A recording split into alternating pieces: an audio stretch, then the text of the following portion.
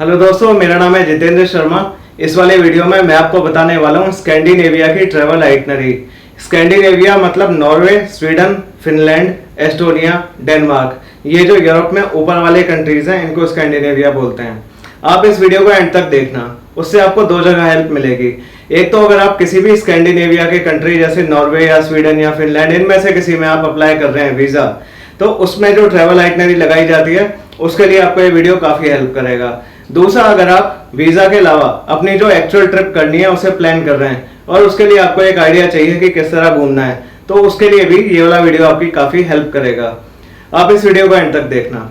अगर आपको मुझसे शेंगेन वीजा की डॉक्यूमेंटेशन करानी हो या यूरोप के और स्कैंडिनेविया के अलग अलग सिटीज में साइट सीइंग के लिए मुझसे गाइडेंस चाहिए या प्लानिंग और बुकिंग्स के लिए, तो आप मुझे कॉल कर सकते हैं। मेरा फोन नंबर मैं इस वीडियो के डिस्क्रिप्शन और पिन की गई पहली कमेंट में दे के रखूंगा। Let's begin. स्कैंडिनेविया की आइटनरी समझने से पहले स्कैंडिनेविया के मैप को समझना जरूरी है। ये है स्कैंडिनेविया का मैप। ये वाला जो लैंड है कंट्री, इसका नाम है नॉर्वे। ये जो बीच में लैंड है ये वाला लंबा सा, ये है स्वीडन। ये वाला जो लैंड है इस कंट्री का नाम है फिनलैंड। फिनलैंड के जरा सा ही नीचे ये है एस्टोनिया, और जो इधर नॉर्वे और स्वीडन के नीचे ये वाला पीस ऑफ लैंड है इस कंट्री का नाम है डेनमार्क। तो जो आइटनरी मैं आपसे बताने वाला हूँ उसकी शुरुआत होती है यहाँ डेनमार्क से। तो सबसे पहले डे 1 को arrival in Copenhagen for 3 nights और डे 2 और 3 को कोपेनहेगन में साइट सीइंग। तो आपको 3 नाइट्स रुकना है कोपेनहेगन में। और कोपेनहेगन में कौन कौन, वैसे तो बहुत कुछ है देखने के लिए, लेकिन कौन सी साइट्स मस्ट विजिट हैं। एक तो है लिटिल मरमेड का स्टैचू है, आपने कभी ना कभी इसकी इमेज जरूर देखी होगी। फिर टिवोली गार्डन्स का अम्यूजमेंट पार्क, रोजनबर्ग कैसल, ये काफी अच्छी है। शॉप लाइन पेडेस्ट्रियन स्ट्रीट जैसे कि स्ट्रॉजेट, कलरफुल लिटिल हार्बर काफी सुंदर है, नी हाव। फिर ये हिपी एनक्लेव क्रिस्टियानिया, ये सारी मस्ट विजिट साइट हैं जो आपको कोपेनहेगन में करनी चाहिए। देखिए, ये वीडियो अगर मैं पूरा डिटेल में इसकी साइट सीइंग समझाने लगूं तो ये वीडियो बहुत लंबा जाएगा, इसलिए मैं शॉर्ट में बता रहा हूँ। बाकी अगर आपको यूरोप का कोई भी सिटी समझना हो कि कैसे कैसे साइट सीइंग करते हैं, मेरे को कॉल कर लेना। बढ़िया बढ़िया वॉकिंग टूर्स बताऊंगा अलग अलग सिटीज के। पब्लिक ट्रांसपोर्टेशन का पूरा इस्तेमाल कैसे किया जाए, रोजाना क्या आइटनरी फॉलो करनी चाहिए, कौन सी साइट्स मस्ट विजिट हैं, कौन सी छोड़ सकते हैं, और कौन से पासेस कैसे कैसे यूज करने हैं, लेने भी चाहिए कि नहीं, ये पेड सर्विस है, अलग से बता दूंगा। इसे कंटिन्यू करते हैं। डे 4 को ट्रेन टू आरहस। देखो, आप कोपेनहेगन में आए थे यहाँ पे, अब हमें यहाँ आरहस जाना है। तो ये आरहस जाने के लिए यहाँ से ऐसे जाना है। तो बीच में ये जो टाउन है इसका नाम है रॉस्किल्ड, और बीच में एक और टाउन है ओडेंस। तो आप ये कर सकते हो कि अपना जो लगेज है यहाँ पर आप छोड़ सकते हो या उसके साथ ही थोड़ा ट्रैवल कर सकते हो, और रॉस्किल्ड और ओडेंस को देखते हुए आप आरहस चले जाओ 2 नाइट्स के लिए। तो डे 4 को आपको ट्रेन लेनी है विद स्टॉप्स इन रॉस्किल्ड एंड ओडेंस, जो भी आपको अपील करे उसमें आप जा सकते हो, और 2 नाइट्स रुकना। और डे 4 को आपको रॉस्किल्ड और ओडेंस में देखना है, थोड़ा सा लास्ट में ही देख लेना। और डे 5 को आरहस में साइट सीइंग करनी है। इनमें देखने के लिए क्या क्या है, रॉस्किल्ड में ये वाइकिंग शिप म्यूजियम काफी अच्छी चीज है देखने के लिए। स्कैंडिनेविया में कुछ चीजें आपको जरूर देखने को मिलेंगी भरपूर मात्रा में। एक तो स्टेप चर्चेस, और दूसरा जो यहाँ के वाइकिंग्स के शिप हुआ करते थे जो लंबी लंबी सी वॉयजेस पे जाते थे, वॉर के जो शिप्स होते थे, इस तरह के आपको बहुत देखने को मिलेंगे। तो यहाँ रॉस्किल्ड में वाइकिंग शिप का अच्छा म्यूजियम है, और डेनमार्क की रॉयल कैथीड्रल है। तो और ये जो ऑडियंस है इसमें हैंस क्रिश्चियन एंडरसन का हाउस है, उस जगह जहां वो पैदा हुए थे। और जब आप आरहस जाएंगे तो आरहस में आप एक तो जो इनका सेंटर जिस पे स्ट्रॉल करते हैं, वॉक करते हैं, वो काफी प्लेजिंग है।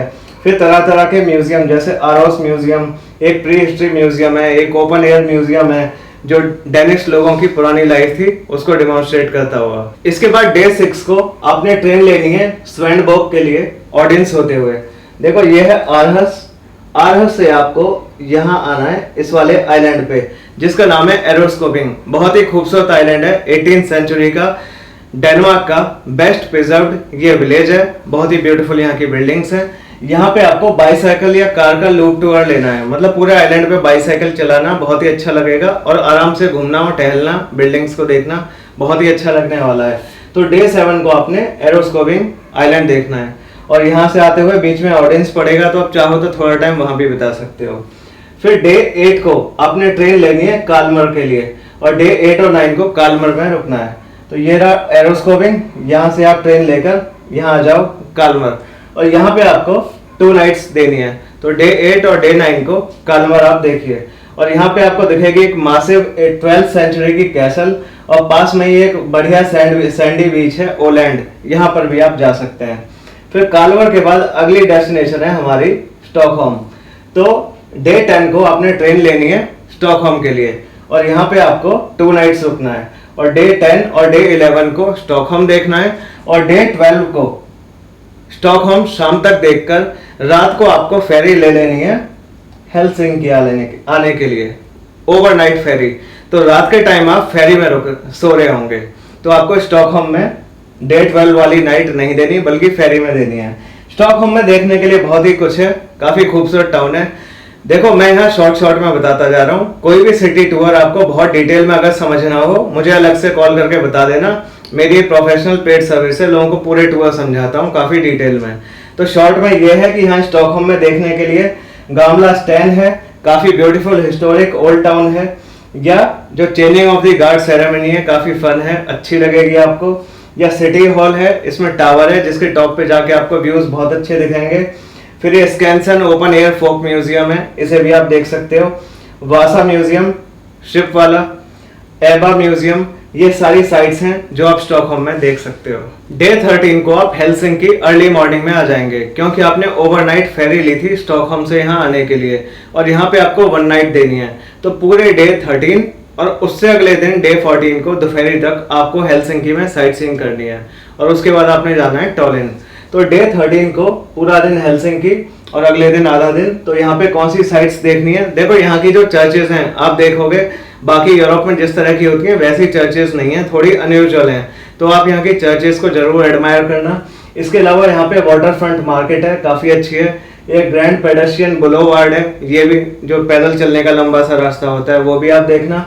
कुछ म्यूजियम्स भी हैं काफी अच्छे, और फिर आपको आफ्टरनून फेरी लेनी है टॉलिन के लिए, जो कि एस्टोनिया की कैपिटल है। तो हेलसिंकी से आफ्टरनून फेरी करीब 2 घंटे की है, ये लेकर आप टॉलिन आ जाएंगे, और टॉलिन आपको 2 नाइट्स रुकना है, और आपको 1.5 दिन टॉलिन देखना है। डे 14 जिस दिन आए रात तक, और डे 15 को टॉलिन। यहाँ पे आपको रशियन इन्फ्लुएंस काफी दिखेगा, क्योंकि रशिया का यहाँ पे रोल रहा है पास्ट में। तो यहाँ पे आपको अलेक्जेंडर नेव्स्की कैथीड्रल देखनी है, नाजी और सोवियत यूनियन ये ऑक्यूपेशन म्यूजियम देखने हैं, कैड्रियोप पार्क देखना है, आर्ट म्यूजियम्स देखने हैं। अब हम टॉलिन से नॉर्वे की तरफ जा रहे हैं। इसके बाद डे 16 फ्लाइट टू ओस्लो। तो आपको यहाँ टॉलिन से ओस्लो की फ्लाइट ले लेनी है, और ओस्लो में आपको 2 नाइट्स देनी है, मतलब कि 1.5 दिन की साइट सीइंग। एक तो जिस दिन आके लगे उस दिन आधे दिन की साइट सीइंग, और उससे अगले दिन डे 17 को साइट सीइंग करनी है ओस्लो में। ओस्लो में बहुत सारी साइट्स हैं देखने के लिए, काफी ब्यूटीफुल सिटी है। चाहो तो मेरे से पूछ लेना, बहुत ही अच्छे ग्रेट वॉकिंग टूर रूट्स जानता हूँ यूरोप के हर मेन सिटी के, जिन्हें करके सारी फील आ जाती है कि कैसे करना है। तो कौन सी साइट्स हैं यहाँ पे मेन? सिटी हॉल बहुत ही अच्छा है, यहाँ का आर्किटेक्चर बहुत ही बढ़िया है इसका। हार्बर फ्रंट जो प्रोमेनाड है जिसपे वॉक करते हैं बढ़िया सा, वो बहुत अच्छा है। ओपेरा हाउस बहुत अच्छा है यहाँ का। नेशनल म्यूजियम जिसमें एक मंच नाम का जो ग्रेट आर्टिस्ट है उसकी पेंटिंग है स्क्रीम, जिसमें एक फिगर है यूं इस तरह खोपड़ी सी बनी हुई है, वो ऐसे स्क्रीम कर रहा होगा। तो वो वाली जो पेंटिंग है वो आपको इस नेशनल म्यूजियम में मिलेगी। फिर आप फेरी ले सकते हो, क्योंकि जहाँ पे ओस्लो है आसपास पानी बहुत ज्यादा है, तो आप फेरी लेकर आसपास के जो आइलैंड है डिस्ट्रिक्ट है इनमें जा सकते हो। जैसे कि बिगडॉय डिस्ट्रिक्ट काफी अच्छा है, और बहुत सारे शिप्स, काफी वॉरशिप और अलग अलग जो जर्नीज के वॉयजेस के शिप होते थे वो आपको इस रीजन में काफी देखने को मिलेंगे। तो ओस्लो से पास में जो आप फेमस बढ़िया शिप्स देखने जा सकते हो वो है वाइकिंग्स का फ्रेम और कॉन्टिकी, इसे जरूर देखना कॉन्टिकी वॉरशिप को। फिर नॉर्वेजियन फोक म्यूजियम, फोक मतलब पीपल, और विजिलेंट स्कल्पचर पार्क, इसमें आपको ब्रॉन्ज और ग्रेनाइट के बढ़िया स्टैचूज देखने को मिलेंगे, बहुत ही खूब न्यूड स्टैचूज हैं, बहुत ही खूबसूरती वाला पार्क है। Day 18 Norway in a nutshell, ये बहुत ही सीनिक जर्नी है जो कि यहाँ ओस्लो से बर्गन तक जाती है। इसको मैं समझाता हूँ। देखो नॉर्वे फियोर्ड कंट्री है, यहाँ पे आपको बहुत ही अच्छे फियोर्ड देखने को मिलेंगे। जैसे एक है गायरेंगर फियोर्ड और उसके पास में खूबसूरत टाउन है आलेसंड। उनको मैं यहाँ पे इस वाले आइटनरी के इस वाले वीडियो में शामिल नहीं कर रहा हूँ, वरना वीडियो बहुत लंबा जाएगा। गायरेंगर फियोर्ड लेकिन उससे भी ज्यादा अच्छा जो फियोर्ड है, जो नॉर्वे का सबसे अच्छा फियोर्ड है, उसका नाम है सोने फियोर्ड, जो मैंने यहाँ पे ड्रॉ करा है। और देखो, नॉर्वे इन नटशेल प्रोग्राम समझा रहा हूँ।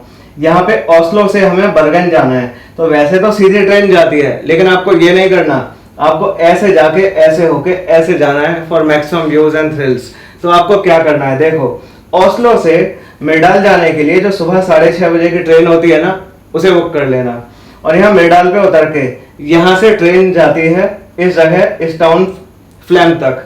तो ओस्लो से मेडाल तक 5 घंटे की जर्नी, और मेडाल से फ्लैम तक 1 घंटे की ट्रेन जर्नी, और बहुत ही अच्छे आपके व्यूज दिखेंगे। मेरे से पूछ लेना कि राइट साइड ज्यादा अच्छे व्यूज हैं या लेफ्ट साइड। फिर फ्लैम, यहाँ से आपको बोट लेकर ऑरलैंड जाना है। ऑरलैंड होते हुए फिर ये फेरी आगे जाएगी और यहाँ आ जाएगी, यहाँ। तो कुल मिला के ओस्लो से मेडाल, मेडाल से फ्लैम, और फ्लैम से ये ऑरलैंड होते हुए फेरी ऐसे आएगी। तो ये जो फेरी की जर्नी है बहुत ही सुंदर है, काफी अच्छे व्यूज आपको दिखेंगे, और ये 2 घंटे की जर्नी है।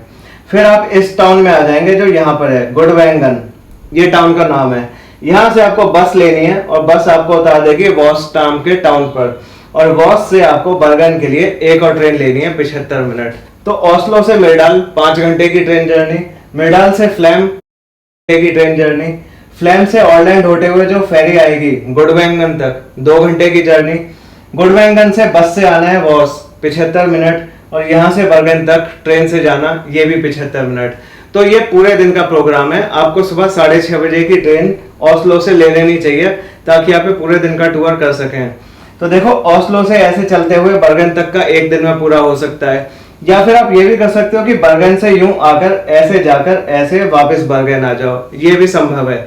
लेकिन ये असंभव है कि आप ओस्लो से जाएं और ये पूरा टूर करके फिर वापस भी आ जाएं, ये बिल्कुल भी मत करना। फिर आप एक काम ये भी कर सकते हैं कि जो डे 18 को मैंने बताया कि आप ओस्लो से बर्गन चले जाइए और नॉर्वे इन नटशेल टूर कर लो, उसकी बजाय अगर आप ज्यादा पीसफुल तरीके से बिना हेक्टिक करे घूमना चाह रहे हैं, तो आप फ्लैम या ऑरलैंड में 1 नाइट का स्टे भी कर सकते हैं। तो उससे आपको जो फियोर्ड, सोने फियोर्ड का एरिया है, उसकी ब्यूटी को, जब पीसफुल बेस्ट टाइम होता है जब टूरिस्ट चले जाते हैं, मतलब अर्ली मॉर्निंग या रात का, उसमें एंजॉय करने का टाइम मिलेगा। अब आगे बढ़ने से पहले बता देता हूँ, मैं शेंगेन वीजा डॉक्यूमेंटेशन करता हूँ। लोगों को जो उनकी ट्रिप की प्लानिंग है, जितनी भी उनकी बुकिंग्स होनी है, उसके लिए कंसल्टेशन देना, लिंक प्रोवाइड करना, वो सब बताता हूँ। और हर सिटी में कैसे मास्टर लेवल पे साइट सीइंग की जाए, उसके लिए उनको बहुत डिटेल में गाइडेंस प्रोवाइड करता हूँ। अगर कोई सी भी सर्विस चाहिए मेरे को बता देना, मेरा काम है दिन रात का। तो अगला काम, डे 19 एक्सप्रेस बोट टू बर्गन। तो मैंने यहाँ पे अब वो नॉर्वे इन नटशेल मॉडिफाई किया है और स्टे इन फ्लैम या ऑरलैंड कर दिया है 1 नाइट का। तो उसके यहाँ ऑरलैंड या फ्लैम, यहाँ पे 1 नाइट रुक के अब आप ये सोने फियोर्ड यहाँ है, और यहाँ पानी से इस तरह आप बर्गन आ जाइए। तो आपको बर्गन में 2 नाइट्स रुकना है, डे 19 और डे 20, और डे 21 को आपने इंडिया जाना है। बर्गन बहुत सुंदर सिटी है, यहाँ से एक फनिकुलर ऊपर जाता है, ऊपर से आपको पूरे सिटी के और सी के बढ़िया व्यूज दिखेंगे। हार्बर है यहाँ का बहुत अच्छा, बहुत सारी चीजें हैं देखने को। फिश मार्केट दिखेगी आपको, बढ़िया है, वहाँ पे ड्राइड फिश दिखेंगी। यहाँ पहले काफी मर्चेंट्स आया करते थे जर्मनी वगैरह से, उसका इन्फ्लुएंस आपको काफी दिखेगा। फिर हार्बर फ्रंट ब्रिगेन क्वार्टर, यहाँ पे कलरफुल बिल्डिंग्स हैं, ये आप एंजॉय कर सकते हैं। फनिकुलर का भी मैंने बताया। एक्सप्रेस बोट टू बालेस्ट्रांड, तो यहाँ से बर्गन से ये इधर की तरफ, ये ऑरलैंड और फ्लैम के पास में बालेस्ट्रांड सोने फियोर्ड पर ही एक और खूबसूरत जगह है, वहां जा सकते हैं। और पास में सोलबोर्ड नाम का एक ब्यूटीफुल विलेज है, वहां भी जा सकते हैं। और बस towards to composer Edvard Grieg's home, बहुत ही नेचर के बीच में, शांति वाली ब्यूटीफुल सेटिंग्स के बीच में बना हुआ घर है। यहाँ जाना आपको भी लगेगा भाई हमारा भी घर ऐसा होता। ये एडवर्ड ग्रीक का होम, तो ये वाली साइट्स हैं बर्गन की। मैंने आपको ये 21 डेज की आइटनरी बताई है, लेकिन मुझे मालूम है कि बहुत ही कम लोग 21 डेज के लिए घूमने जाते हैं, तो कोई दिक्कत की बात नहीं है। बहुत सारी जगह जो आपको लगता है कि ये आपके मिजाज के नहीं है, उन्हें आप हटा देना। कहीं भी लग रहा है कि दिन ज्यादा है तो वहां दिन कम कर सकते हो, वैसे मिनिमम ही बताया है। तो इस तरह आप इस आइटनरी को खुद अपने हिसाब से छोटा करके अपनी रिक्वायरमेंट के अकॉर्डिंग ला सकते हो। मेरा नाम जितेंद्र शर्मा है। आप इस वीडियो को लाइक कर देना, कोई किसी के काम का हुए तो उससे शेयर कर देना, कमेंट करके कुछ पूछ सकते हो। मेरे से कोई काम अगर आपको कराना हो, जैसे कि शेंगेन वीजा डॉक्यूमेंटेशन या पूरी ट्रिप के लिए गाइडेंस, उसके लिए भी आप मुझे बोल सकते हैं। मेरी सारी डिटेल, मेरा फ़ोन नंबर आपको इस वीडियो के डिस्क्रिप्शन और पिन की गई कमेंट में मिल जाएगी। Thanks a lot for watching this video till the end.